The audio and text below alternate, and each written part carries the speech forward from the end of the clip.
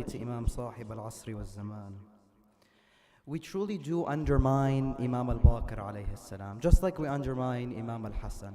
As Imam al-Baqir, his father was Imam Zayn al-Abidin. We have from him Sahif al-Sajjadiyya, very spiritual Imam. And can you bring the volume down a little? We have from him Sahif al-Sajjadiyya and Imam Ja'far al-Sadiq. We get our name, Ja'fari Ithna Ashari, from him. And as for Imam al-Hasan, we have before him is Imam Ali and after him is Imam al-Hussein. Imam al-Baqir, he assumes the role of Imama in the year 713 of the Common Era. Around this time there were 10 million Muslims. He was the only one who was called Al-Baqir. كَانَ يَبْقُرَ الْعِلْمَ بَقْرًا. He would split and dissect and spread knowledge. This was Imam al-Baqir alayhi afdal salatu wasalam. Inshallah, let us look at two scenarios where Imam al-Baqir truly showed his role and he truly did live up to his title. Imam al-Baqir was on his way to do Hajj. The so-called Khalifa at that time, whose name was Hisham ibn Abd al-Malik, he noticed that everybody loved Imam al-Baqir alayhi salam, and he was jealous of this. So he sent somebody by the name of Nafi' Mawla Umar ibn al-Khattab. Nafi', he was a servant of Umar ibn al-Khattab, and he was also a Khariji who fought Imam Ali at Nahrawan. He says, you know what, I'm going to go destroy Imam Al-Jawad, I'm going to go debate with him, I'm going to go question him, and he won't, Imam al-Baqir, and he won't to answer my questions. So he went Nafi' to question Imam al-Baqir. He asked him, the first thing he asked him was, are you a person of knowledge? To which the Imam alayhi salam responded, I am not of those who are ignorant.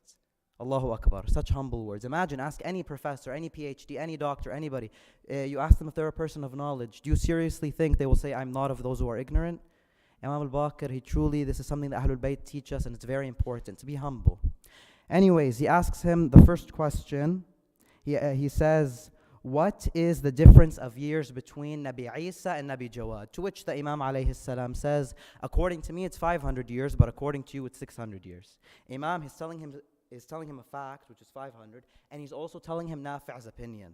Nafi' is surprised, okay, very well, you know my opinion, he was shocked. So then he asked him, in the Quran, chapter 43, verse 45, Allah Jalla Jalaluhu, he says to Rasulullah, and tell the prophets who came before you, did you ask your people to worship none but Allah? Question arises, how can Allah command Prophet Muhammad to do something that's apparently impossible? He's going to go back in time to ask the prophets that came before him?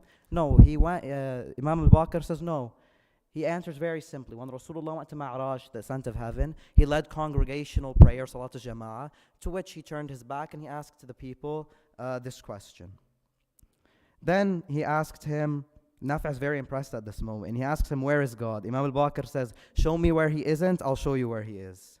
Then he says, when did God come about? He says, show me when he wasn't, I'll show you when he was.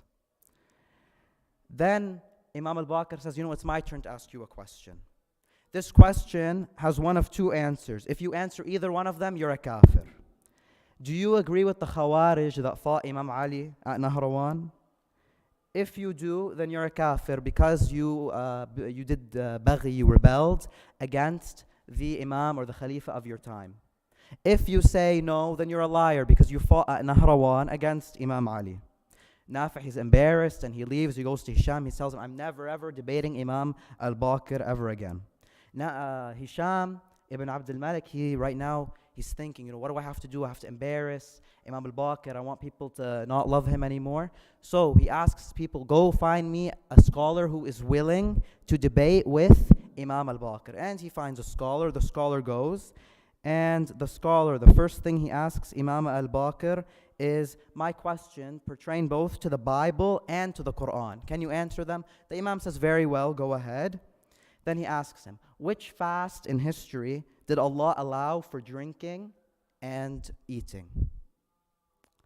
Imam al-Baqir said the fast of Sayyidah Maryam, where she was only ordered to remain silent. Then he says, which moment was a quarter of humanity all killed? He says, when Qabil killed Habil. At his time, there were only 4 people. There was Adam, Eve, Qabil, Habil, Qabil, he kills Habil, hence a quarter of humanity is killed. Then he asks him, what increases and never decreases? He says, your age. Then he asks him, what decreases but never increases? He says, the sea. Then he says, if you answer this question, khalas, I'm done. I'm not going to ask you any more questions. He says, what are two twin brothers that were born on the same day and they died on the same day? But one is 100 years older than the other. Imam Al-Baqir said, Uzair alayhi salam and his brother Aziz. Uzair, he asked Allah subhanahu wa ta'ala, show me how you revive the dead. Allah made him die for 100 years, and then he revived him. And they were 30 when, both of them were 30 when Uzair, he died. When he got revived, another 20 years. Uzair was 150, Aziz was 50 years old, hence 100 years older. That man, he became a follower of Ahlul Bayt because of how eloquent Imam Al-Baqir's responses were.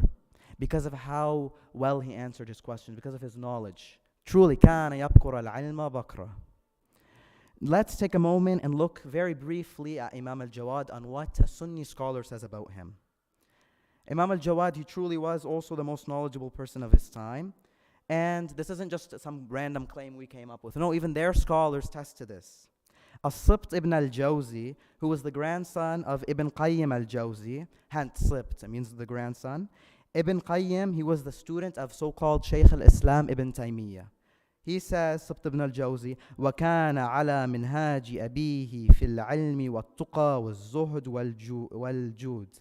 He was on the path of his father in knowledge. And how knowledgeable was Imam al-Rida? And how knowledgeable were their forefathers? He was on the path of his father in knowledge, in obedience, in loyalty, and in generosity. This is truly just a few very, very minute examples of how knowledgeable the Ahlul Bayt are. ألا نوح وصب الدمع ميزابا على المظلوم الباقر والجواد والحمد لله رب العالمين وصل يا ربي على محمد وآله الطاهرين.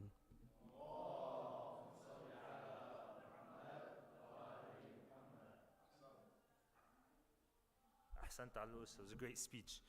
Now, for the next portion, help me in welcoming a speaker who has been here many times, doesn't need much of an introduction, but has seen most of our youth grow up over the past 8 or so years, give or take. So please, with a loud salawat ala Muhammad wa ali Muhammad, let us introduce Brother Hussein al-Nashid to the podium. Salawat.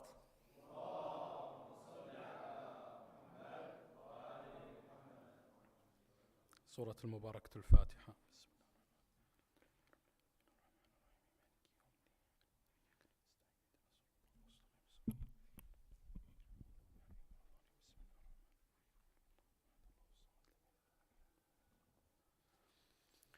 أعوذ بالله من الشيطان اللعين الرجيم. بسم الله الرحمن الرحيم. الحمد لله رب العالمين وبه نستعين.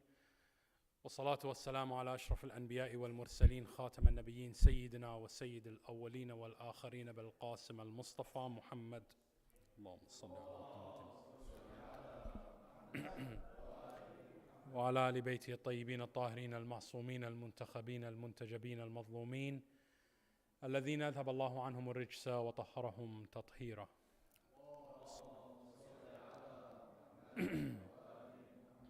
The third of our salawat with the loudest of our voices for the ta'jeel of the faraj of Sahib al-Asr wal-Amr.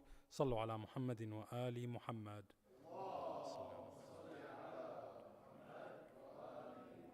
Amma ba'd, my respected brothers and sisters, my elders and learned scholars, assalamu alaikum wa rahmatullahi wa barakatuh.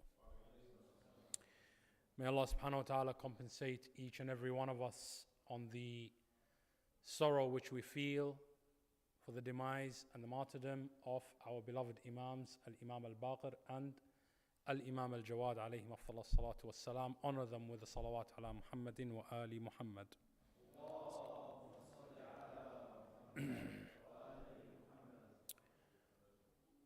Very recently there was a discussion of sorts between a group of our youth. When I say our youth, I don't particularly mean the centre in London, Ontario, but I mean the youth of the Shia of the Ahlul Bayt alayhim salamullah. Generally speaking, we are a people who are very plugged in into our conversations, even though something might be happening in a different part of the world, as long as it is happening within the confinement and the scope of the Ahlul Bayt alayhim salamullah, and in regards to their ma'rifah, generally those conversations tend to impact us in a positive or a negative way, regardless whether we are in that community or not.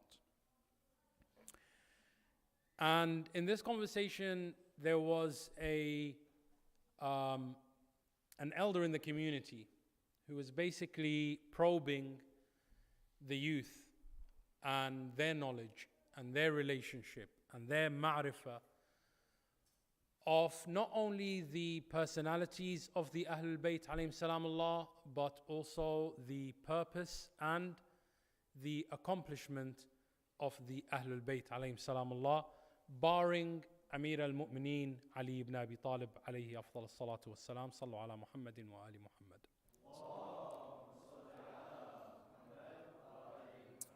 And basically what this respected uncle was presenting is the notion that Amir al-Mu'mineen Ali ibn Abi Talib alayhi salamullah, nobody can refute or negate his qualities and merits by any standard of intellect, be it of a Sunni, Shia, or even an atheist.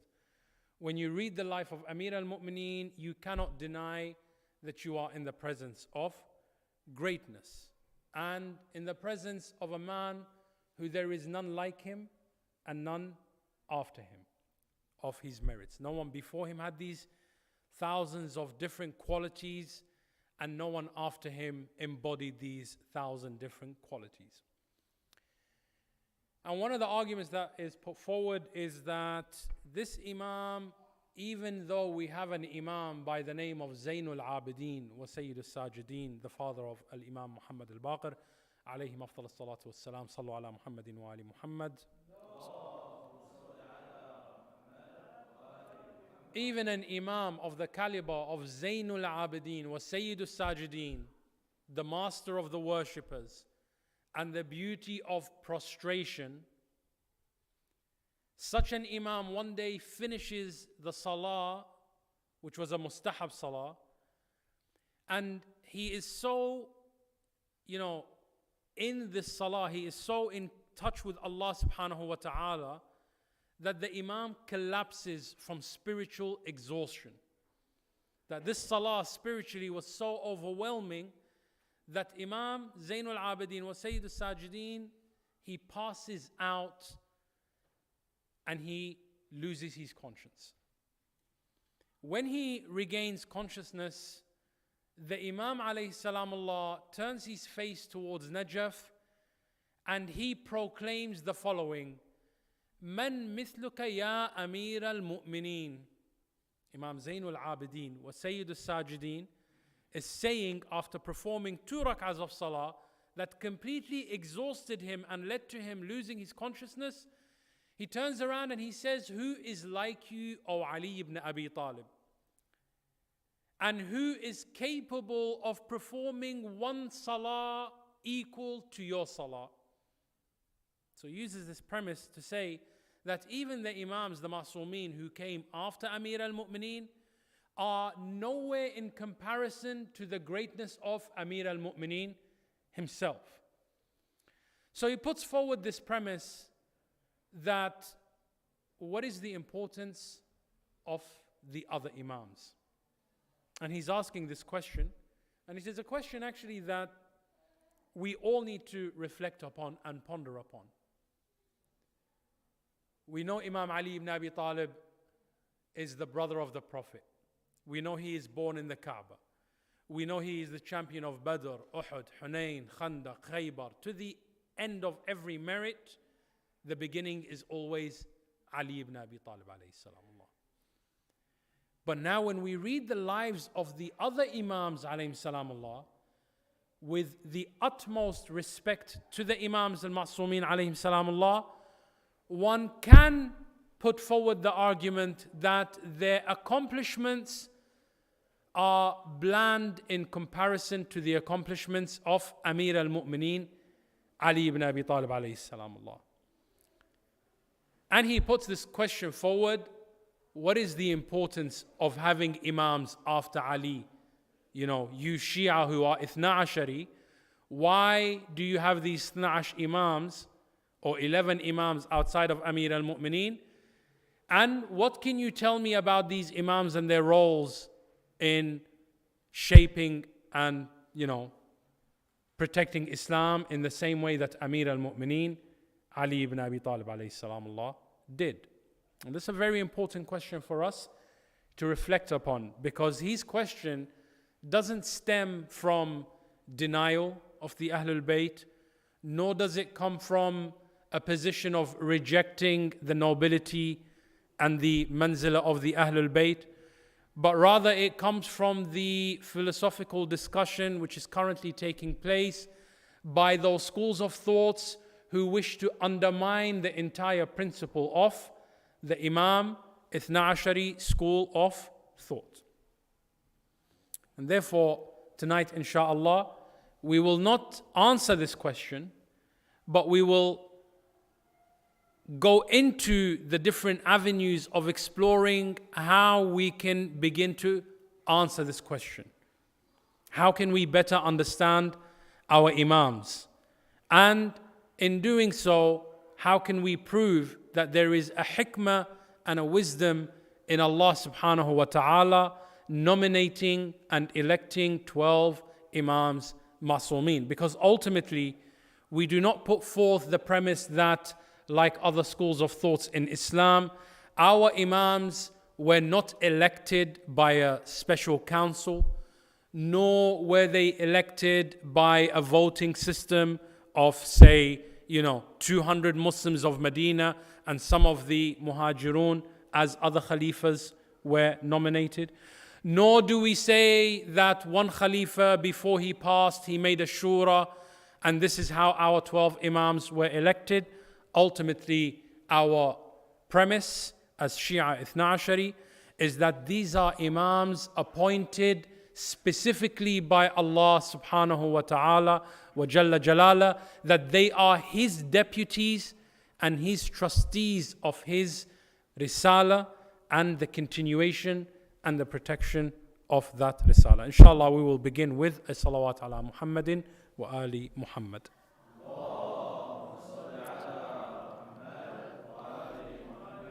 The first point that we present is the holy verse of the Quran al-Kareem, which Aba Abdullah al-Hussein alayhi salam Allah himself took refuge in this ayah kareema of the Quran al-Kareem in highlighting to the community which was about to embark on his assassination and martyrdom that he is not an ordinary person and that they are not killing someone who is only a relative of Rasulullah sallallahu alaihi wasallam, but rather a nominated and elected delegate of Allah subhanahu wa ta'ala wa jalla jalala himself, whereby he begins the ayah kareema, Bismillah ar-Rahman ar-Rahim, Inna Allah astafa Adam wa Nuh wa ala Ibrahim wa ala Imran ala al-alameen.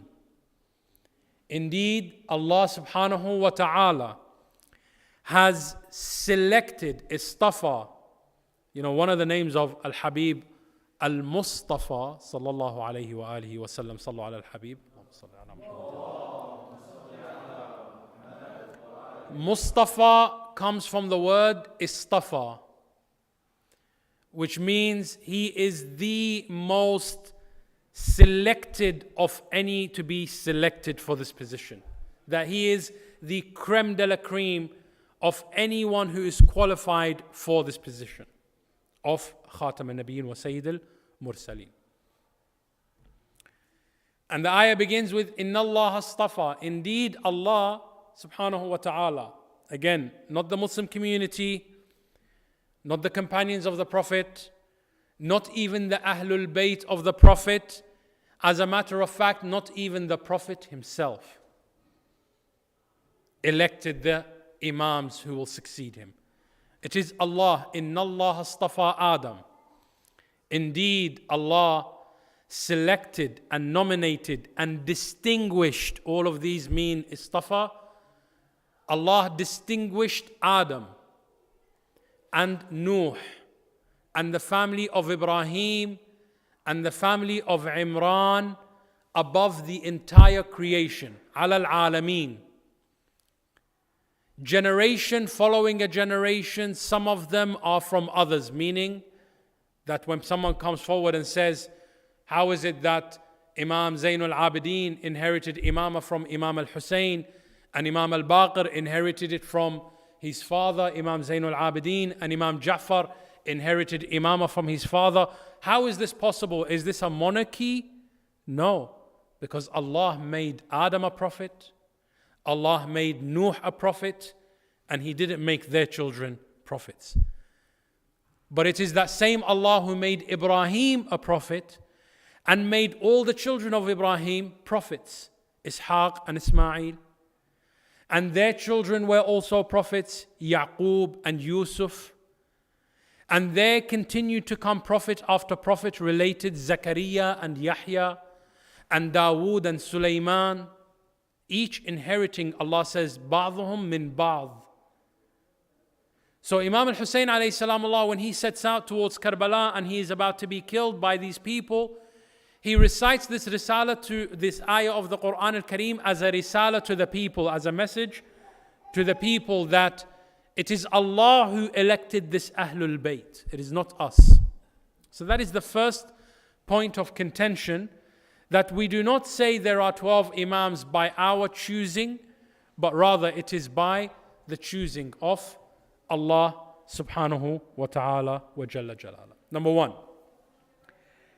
Number two, we cannot and we should not, we must not compare the success of one Imam based on the mitigating circumstances happening in a specific time, a specific area, under specific political circumstances during the lifetime of Amir al-Mu'mineen Ali ibn Abi Talib alayhi afdal salatu wassalam. We'll give an example with the salawat ala Muhammadin wa ali Muhammad.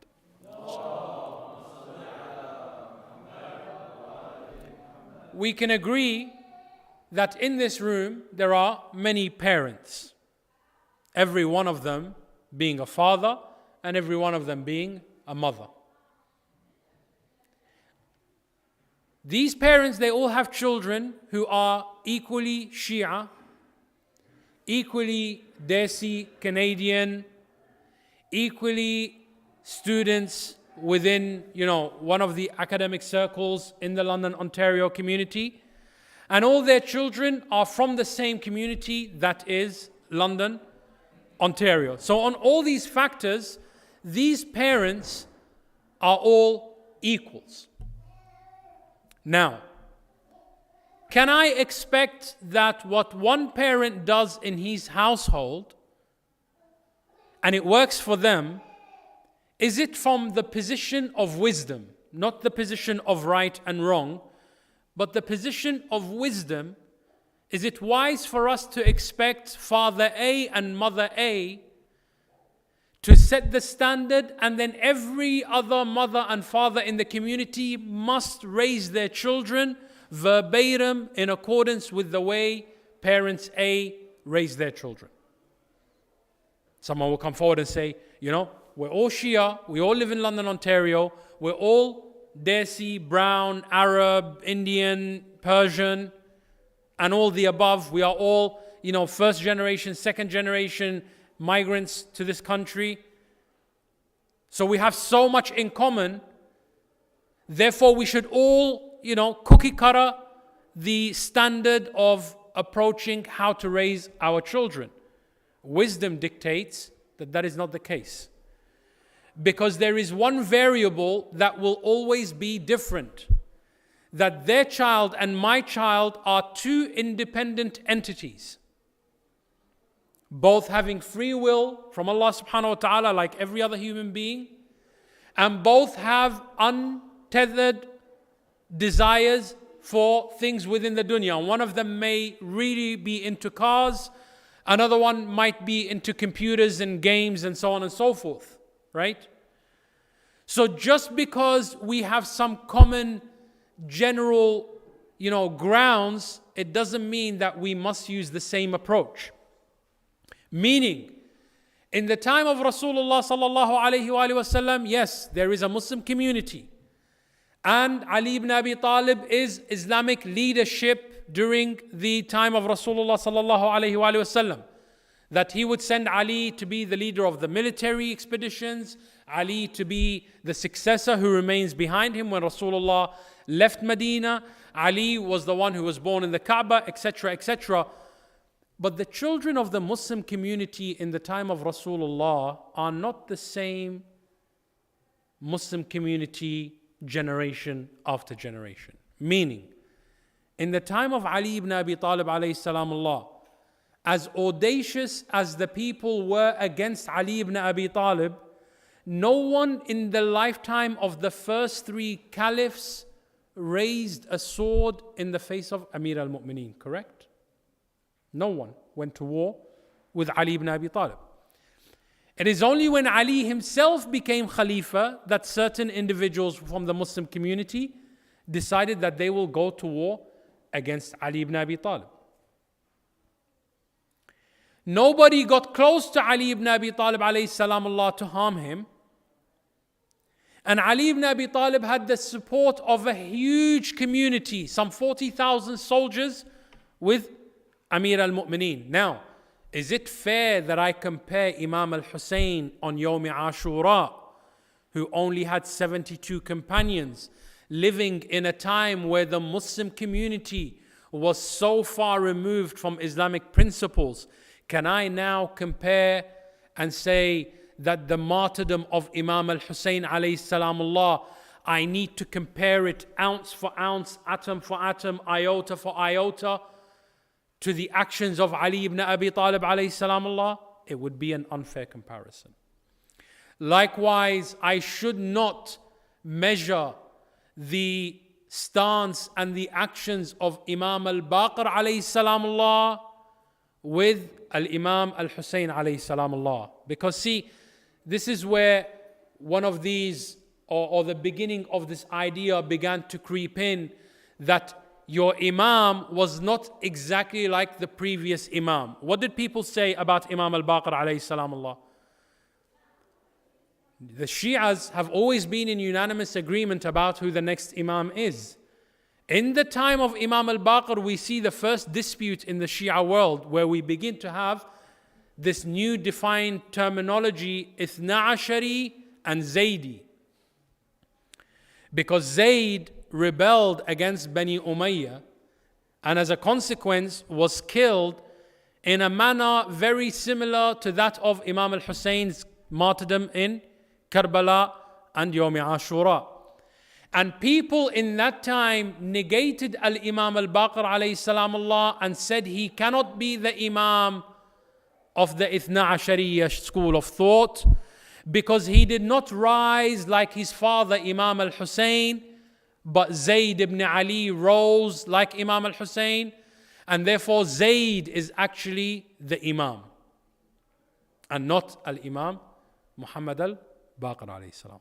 Now, again, we say, what does wisdom dictate? You see, in the Quran al-Kareem, Allah subhanahu wa ta'ala, when He says that He elected Adam and Nuh and the family of Ibrahim and the family of Ali Imran, later on in the Quran, He gives us other ayats which allude as to the leading criteria of why He selected these individuals to be His representatives over mankind.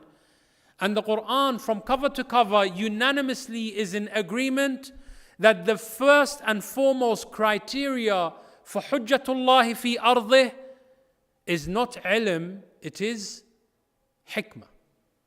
It is not the acquisition of knowledge, but it is the execution with wisdom. Allah talks about Adam alayhi salamullah. It is the knowledge and wisdom of Adam that made the malaika prostrate to him. It is the wisdom which Allah brought Dawood that made him the prophet of his time. Bismillah ar-Rahman ar-Rahim. وَآتَيْنَاهُ الْحُكْمَ صَبِيًّا.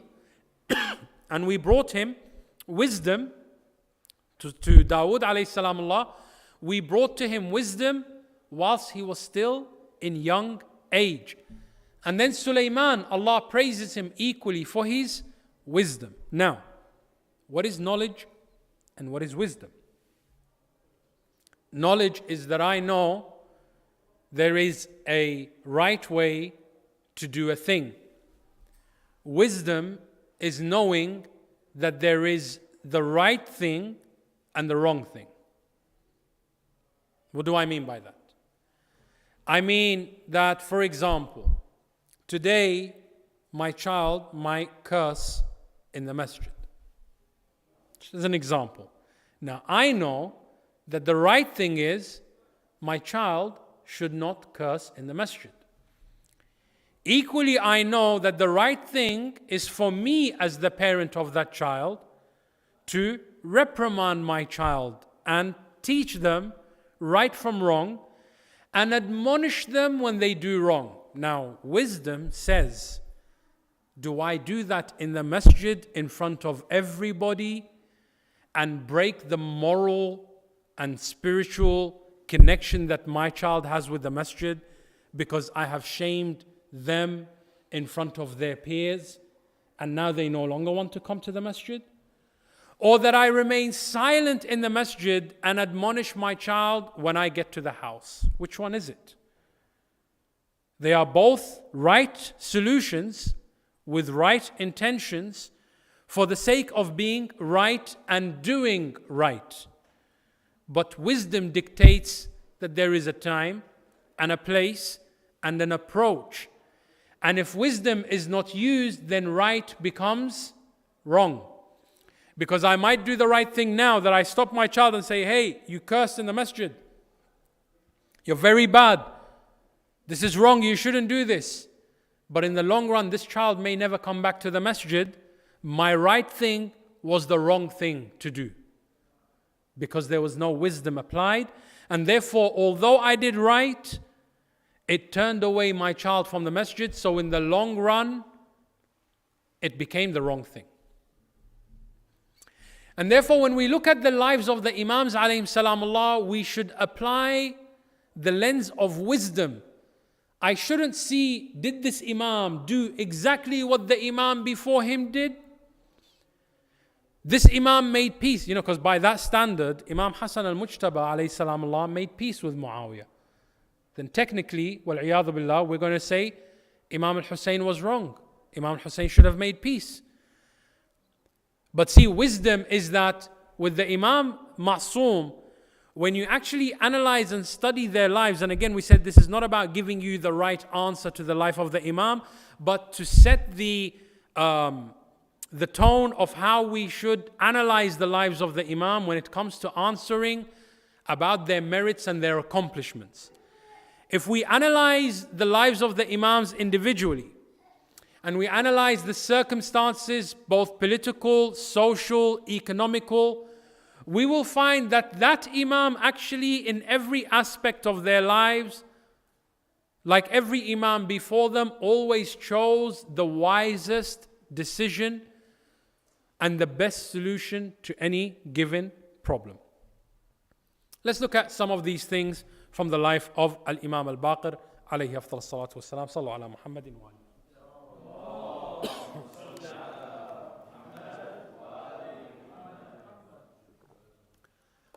During the life of the Imam, first of all, the Imam alayhi salam Allah was born in the 57th year of Hijrah in Medina al-Munawwara, which basically tells us that the Imam alayhi salam Allah would have been around about 3 turning 4 during the events of Karbala and Yomi Ashura. And by the way, the Imam was actually amongst one of the many captives who were taken on that difficult journey from Karbala to Kufa and Kufa to Sham. And the Imam alayhi salam Allah from a very young age witnessed exactly the cost of oppression and the cost of war and how horrible it can be, not only to the men who will be killed in war, but also to the women who will be taken as captives by the one who assumes that they were victorious on that day.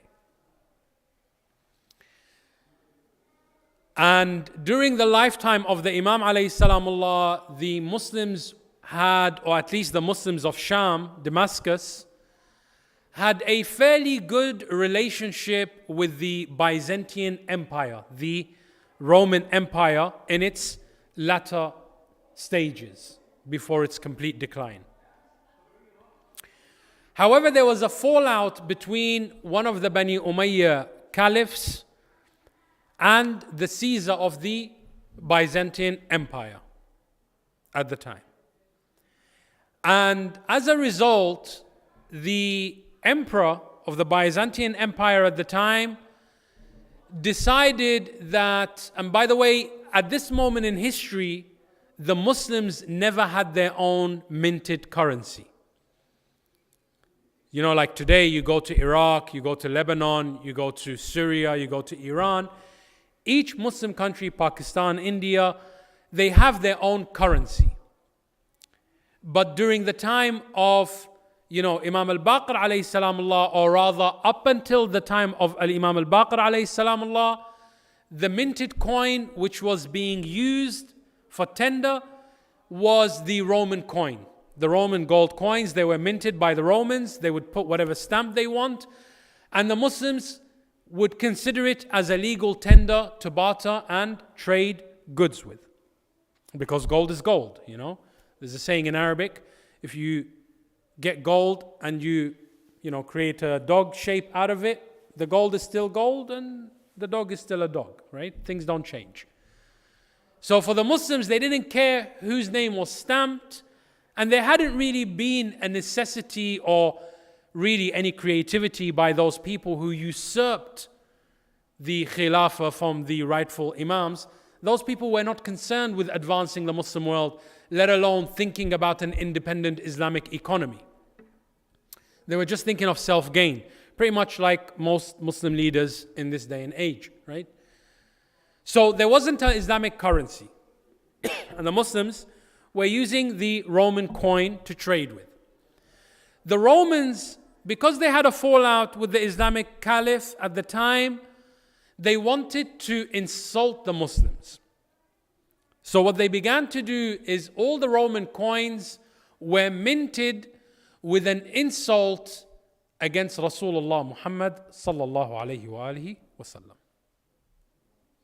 So that means me as a Muslim, when I want to buy and sell, either I am giving you a coin which upon it is written an insult about my Prophet, or you pay me with a coin on which upon is written the insult against my Prophet.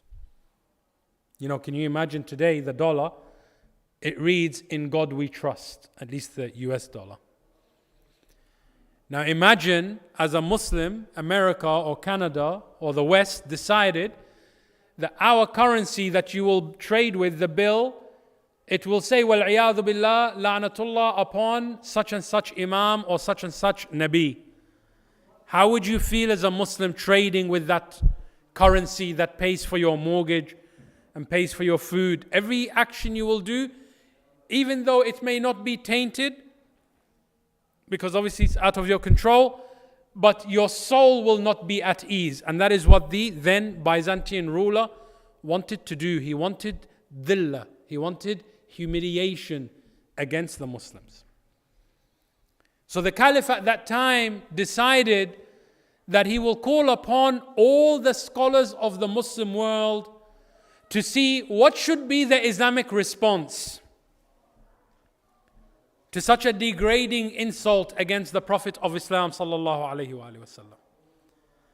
Now remember, you are talking about a caliph who governs a Muslim ummah who after the demise or after the istishhad of Rasulullah sallallahu alaihi wasallam, this ummah had become very militarized It had military, it would go on expeditions, they were ready to go to war. And they were very zealous when it came to the honor and respect of the Prophet of Muhammad sallallahu alaihi wasallam. So that means, emotions were on high at that time. And an almost, imminent war between the Romans and the Muslims is about to break out again. A battle in which many lives would be lost, a lot of blood would be shed, and many women and children would be taken captive or killed. All the Islamic scholars were giving the right answer in accordance with fiqh. Our Prophet was insulted, therefore we must retaliate, we must do this, we must go to war, we must kick out all the Christians, we must insult their Prophet like they've, so many different answers came along. And amongst them was one scholar who stood head and shoulders above the rest, and his name was Al-Imam Muhammad ibn Ali ibn al-Hussein ibn Ali ibn Abi Talib alayhi salam Allah, by the name of Al-Baqir alayhi afdal salatu wassalam. Sallu ala Muhammadin wa ali Muhammad.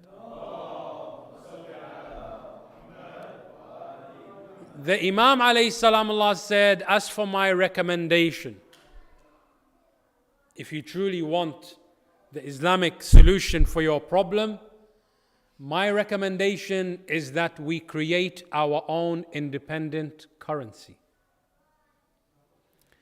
And that within the Muslim world, we no longer trade with a currency of a hostile party. As the new Byzantines want to be hostile to us, then we will not support your economy anymore. We will no longer trade with their currency. And rather we will trade with a coin that is stamped on one side, La ilaha illallah, and on the other side, Muhammadan Rasulullah sallallahu alayhi wa alihi wa sallam. Sallu ala Muhammadin wa alihi. And this, brothers and sisters, was the birth of one true sense of Islamic economy and Islamic independence in an economic sense, that now we have our own currency. But two, it averted a war and loss of blood and loss of lives. And at the same time, the insult could not manifest itself because the intention wasn't to insult the Christians who did not believe in Rasulullah, but rather to insult the Muslims who accepted Rasulullah as their prophet, that whenever they traded with this coin, they would feel that their prophet was being insulted. And therefore the Imam, in his wisdom, though he didn't go to war, though he did not lift the door of Khaybar, though he did not break the idols in the Kaaba, he broke the idols of arrogance, lifted the economical state of the Muslim world, and presented to them the wisest solution. So, my brothers and sisters, the idea is that Allah subhanahu wa ta'ala did not send imams to compete with one another, but rather they are all the employees of the same God, nominated and selected by the same God for the very same purpose, and that purpose is the safe navigation of Islam and the Muslim community, not as an independent entity, but as part of a global community where we exist and coexist with people of different faiths, different agendas, people who may be our friends and people who may be our enemies. And the Imams alayhim salamullah, each and every one of them, at every stage of their lives, would find the most suitable and the most wise course of action, and that is what makes them the rightful heirs to Rasulullah Muhammad sallallahu alayhi wa alihi wa sallam. Sallu ala al-Habib al-Mustafa.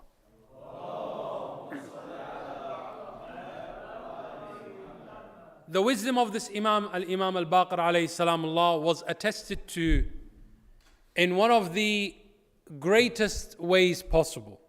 We have a saying that the testimony of my enemy for me suffices that I do not need the testimony of 1,000 friends.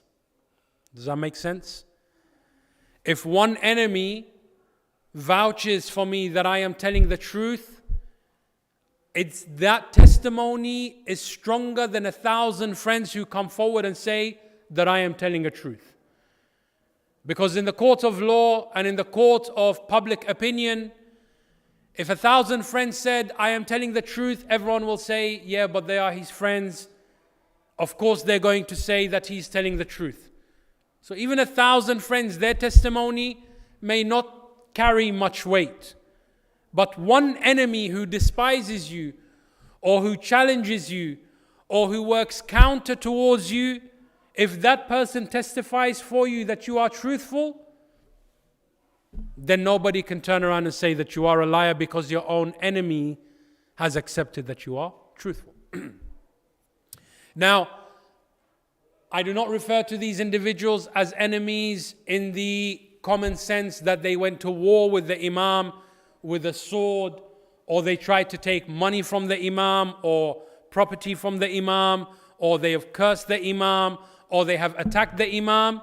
But I mean enemies in the sense that their objectives and his objectives were counterproductive to one another. Meaning, he was building, and whether intentionally or unintentionally, they were destroying whatever he was building. And by that I mean that Al-Imam Al-Baqir alayhi salamullah, we said he lived in the time of Al-Imam Al-Hussein alayhi salamullah in Waqi'at al-Taf. This Imam was only 3 years old. Of course, we are very familiar with the circumstances of Karbala and the ultimate saying of Al-Imam Al-Hussein alayhi salamullah in that time, that I did not leave Medina for any other purpose except to rectify that which was damaged and changed beyond recognition in the religion of my grandfather Rasulullah sallallahu alaihi wasallam, meaning that the religion of Islam had become a complete opposite religion to what Rasulullah had preached. And Imam al-Hussein alayhi salamullah, when he went to make the ultimate sacrifice to shock the conscience of a sleeping nation who could no longer recognize who their prophet is and what is the teaching of this prophet and what does it mean to be a Muslim. You know, in this day and age, sometimes we see this, right? For example, and it's shameful to say this, and of course there are kids here, but you know, we are living in this reality where people will come and say, you know, there's a LGBTQ, whatever alphabet they've got rearranged nowadays. There's a masjid for such individuals. How is that Islam? I mean, Islam itself says, "Lakum dinakum waliya din." You want to be part of that parade, part of that lifestyle. We respect you as an individual. We respect the choices that you make. We respect the laws of a country which are providing you with equal pursuit of happiness as we are being provided with a pursuit of our happiness, that under this constitution we can have a masjid and a Husayniyah in a non-Islamic country, and we don't stop you from, you know, doing what you got to do, your own thing, right? But why when you know that Islam is completely against these values? Not against them on premise of animosity or on premise of discrimination, but it is like saying, I want to put fire in the fridge. My brother, it doesn't work. It doesn't work. Fire does not go in the fridge. One of them will either melt or the other one will be extinguished. It's just the two don't mesh.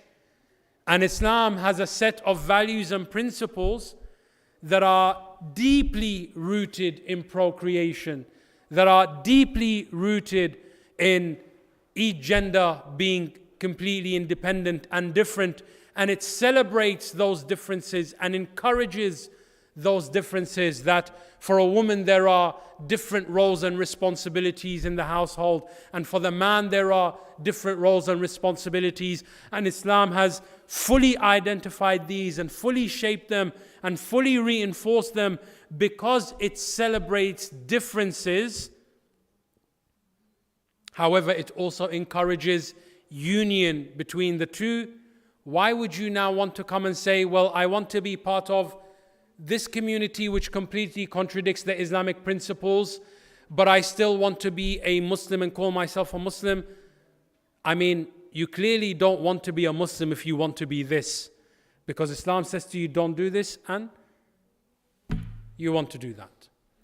So even today we are living in a world where the name Islam, a brand, doesn't necessarily truly represent the true Islam or the true face of Islam or the true principles of Islam. And let us not even go into that conversation of gender and transgender and so on and so forth.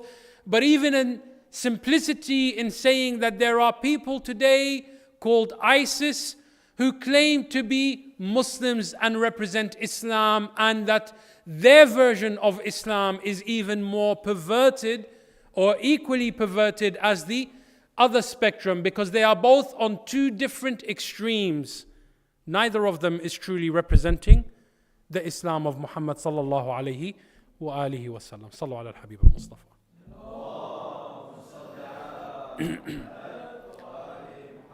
So as such, this is not a new phenomenon. This existed in the time of Rasulullah sallallahu alayhi wa sallam. This existed in the time of the Prophet in such a perverted way that people did not even know who are the Ahlul Bayt. That people would look at Yazid wal-iyadhu billah and see him in his drunken state and claim that he is the grandson of Rasulullah sallallahu alayhi wa sallam, whilst they go and wage a war against Abdullah al-Hussein alayhi salamullah, Sayyidu Shababi Ahl al-Jannah, and they call Imam al-Hussein a Khariji, a seceder, a person who, wal-iyadhu billah, has committed blasphemy in Allah subhanahu wa ta'ala. So Al-Imam Al-Baqir alayhi salamullah is not living in a time where we need the valor of Ali alayhi salamullah, where we need Dhul Fiqar, where we need. The Imam was living in a time where we needed the patience of Ali ibn Abi Talib. And you cannot say that Ali was just brave in war. Ali was bravest in his patience. If all you know about Ali ibn Abi Talib is Badr, Uhud and Siffin, because those are the things that make you go wah wah, then you don't really know much about Ali ibn Abi Talib alayhi salamullah, because in a lifetime, war was the least thing that Ali is known for. Being devout from the dunya, being engrossed in salah, being engrossed in sawm, being constantly in the companionship of the poor, being charitable, being compassionate, being forgiving even to his killer. This is where Imam Al-Baqir alayhi salamullah, you can make a fair comparison between him and Amir al-Mu'mineen. And also, when you come and you compare the Imam alayhi salamullah and you say, why couldn't he be like Imam al-Hussein on Yawm Ashura? Imam al-Hussein in Ashura was in his 50s. We don't talk about all the hundreds and thousands of days in the life of Imam al-Hussein, but we summarize him in those few hours on Yawm al-Ashura, and we say that that is all Imam al-Hussein is. No, wal-iyadhu billah. Those are mere moments in the lifetime and in the conclusion of a life well lived in obedience to Allah subhanahu wa ta'ala and service to mankind. And therefore we see that in the time of Al-Baqir alayhi salamullah, Islam's face was unknown. And if we today hold on to any version of Islam, it is only by merit and virtue of the teachings of Al-Imam Al-Baqir alayhi salamullah. So profound were his teachings that all the 6 major Sihah books, Muslim, Tirmidhi,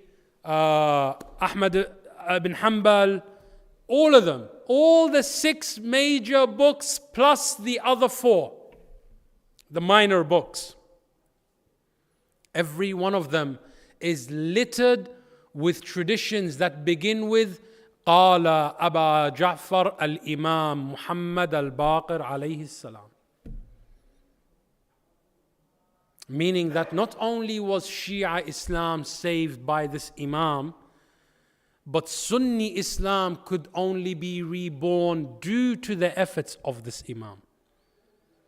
Had it not been for this Imam, then Sunnis today would have no other Imam but Yazid bin Muawiyah and the Islam of the Mu'tazils,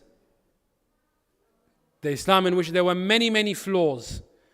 But even those who brought about a version of Islam that contradicted the Ithna Ashari school of thought, or retaliated against it, or challenged it, or spoke against it, every single one of them takes pride in referencing Al-Imam Muhammad Al-Baqir alayhi afdal salatu wassalam. And therefore I look at the merits of the Imam through this lens, that the Imam may not have been fighting a war with a sword, but he was fighting a much more difficult war, the war of the minds. As Rasulullah says, we have returned from the small jihad to the greater jihad. It is a small thing to fight with a sword. Anybody is capable of picking up a sword and fighting. But not everybody is able to change the opinion of people and bring them out of ignorance to that luminous, righteous path of Wilayat Muhammadin wa Ali Muhammad sallallahu ala Muhammadin wa Ali Muhammad.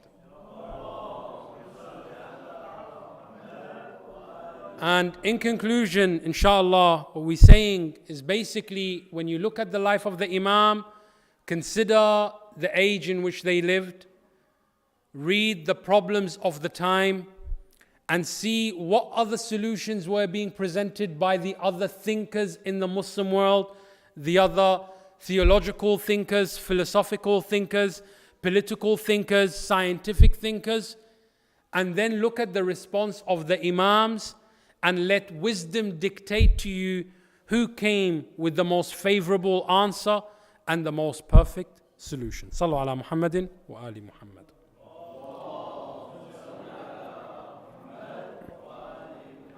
This Imam, alayhi afdal salatu wassalam, due to his constant giving of knowledge freely to the people and returning Islam to its true principles, to its true notability, to its noble values, that Bani Umayyah became afraid of this Imam.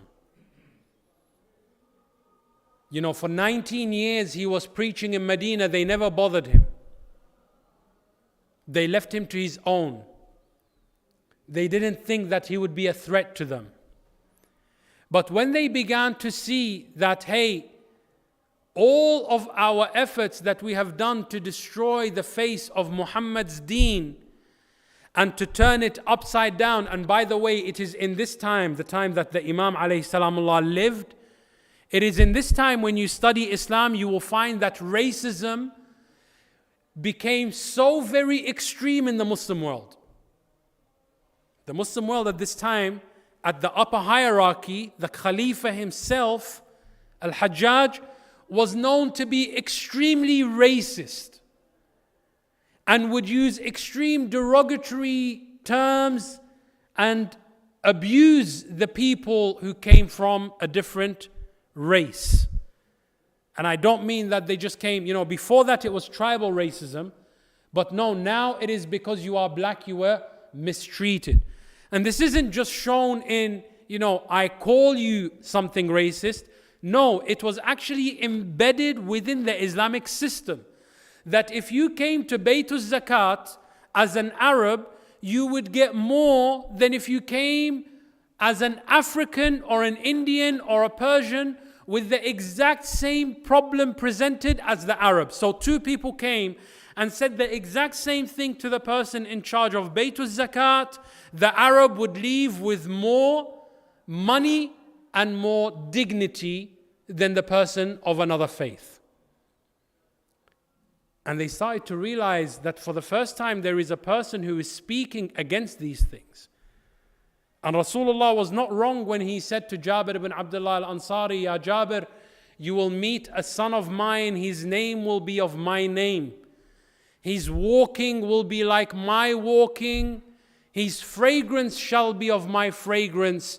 And his speech and eloquence and wisdom shall be equal to mine. That this Imam Al-Baqir alayhi salam Allah was truly doing what Rasulullah was doing when he was fighting the people of Quraysh and their racism against the black slaves.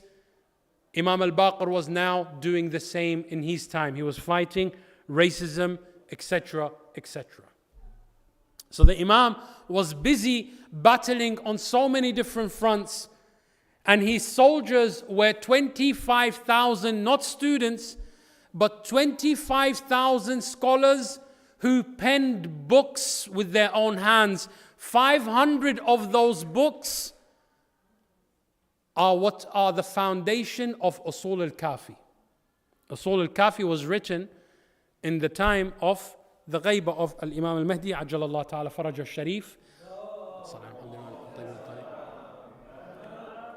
And all that knowledge which survived till that time and our day today, it originates from those 500 books written by the students of Al-Imam Al-Baqir alayhi salam Allah. So therefore, we cannot just say, what did these Imams do? We should say rather, what didn't they do of sacrifice, of selflessness, fi sabilillah, and for the nusrah of this religion and deen. And this Imam alayhi salam Allah was not one who shied away, for he witnessed Karbala at the age of 3. Imam Al-Baqir alayhi salam Allah and Sukaina bint al-Hussein were of a similar age, and they witnessed similar atrocities. Atrocities which ended up in the passing of one of them due to the severity of the tormenting and torture. And I believe that Allah subhanahu wa ta'ala, because Imam al-Baqir was going to be an Imam, Allah through divine intervention prevented the Imam from dying after having witnessed the atrocities which Sukaina herself had witnessed. He witnessed the killing of his grandfather Abu Abdullah al-Hussein and saw the raising of his head upon the spear and heard with his own ears the breaking of the ribs beneath the hooves of the horses and felt on his own back the same whip which hit Zainab alayha salam Allah on her shoulders and the daughter of Risala. This Imam alayhi salam Allah witnessed so much tragedies in his lifetime on Yawm Ashura that even to his final moments when he was about to die and he was offered water to drink, he began to weep profoundly in remembrance of that Imam who died thirsty in Karbala. La hawla wa la quwwata illa billahi al-ali al-azim. Inna lillahi wa inna ilayhi raji'un. ألا لعنة الله على القوم الظالمين وسيعلم الذين ظلموا على محمد أي منقلب سينقلبون. My brothers and sisters, on nights such as these nights in which there is the dhikr of Muhammad and Ali Muhammad, in which Allah subhanahu wa ta'ala has promised to answer the du'as of those who make du'a in the gatherings of the Ahlul Bayt alayhi salam Allah, I kindly invite you and ask you to join me in making du'a for the speedy recovery of a brother of ours, Mr. Atiq Faruqi. Please let us recite 5 times أَمَّنْ يُجِيبُ الْمُضْطَرَّ إِذَا دَعَاهُ وَيَكْشِفُ السُّوءَ, for his speedy recovery and for the speedy recovery of all the marid of the mu'mineen and mu'minat, especially those in this congregation, and for the maghfirah of our marhumeen. And we will do that inshallah with the salawat ala Muhammadin wa ali Muhammad. Allahumma salli ala Muhammadin wa ali Muhammad. بسم الله الرحمن الرحيم أمن يجيب المضطر إذا دعاه ويكشف السوء أمن يجيب المضطر إذا دعاه ويكشف السوء أمن يجيب المضطر إذا دعاه ويكشف السوء أمن يجيب المضطر إذا دعاه ويكشف السوء أمن يجيب المضطر إذا دعاه ويكشف السوء برحمتك يا أرحم الراحمين. فمرحومين أنف يوم مرحومين أنف سائر مرحومين المسلمين والمسلمات والمؤمنين والمؤمنات, especially for the marhum brother Imad Sharif رحم الله من قرأ سورة المباركة الفاتحة مسبوغة بالصلاة على محمد وآل محمد.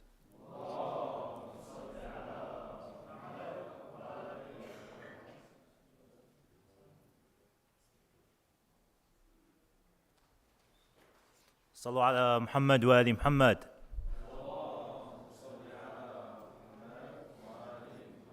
Thank you so much, Brother Hassan and Nashid. Just a reminder to the youth, we do have a Q&A happening upstairs directly after the program, which will also have pizza served as refreshment for the youth.